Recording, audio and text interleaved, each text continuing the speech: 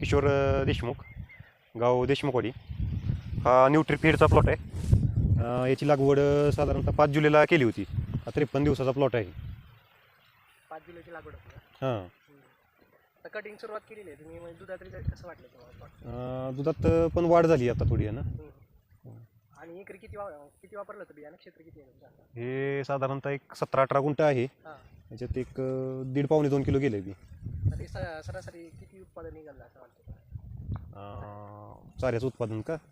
तरी साधारणतः बघा याच्यात एक 8-10 टनापर्यंत 8 टनापर्यंत निघू शकतं. 8-10 टनापर्यंत. आणि दुधात रिझल्ट कसे वाटले तुम्हाला? दुधात रिझल्ट याचा चांगला आहे. म्हणजे दूध वाढ झाली दुधात त्या गाईंना. आणि खायला पण गुरं चांगली खातात. आणि कीड किंवा रोगाचा काही प्रादुर्भाव आहे काय? नाही, किडीचा कसलाच प्रादुर्भाव नाही. लागवड केल्यापासून स्प्रे वगैरे काहीच घेतलं? काही नाही. इतर शेतकऱ्यांना काय सांगायचं? चांगलं आहे. इतर शेतकऱ्यांना करायला पण हे चांगलं आहे पीक. म्हणजे शेतकऱ्याला परवडेबल आहे आणि चांगलं आहे. कमी दिवसात येते आणि हे पण आहे, पौष्टिक पण आहे घालायला चांगलं.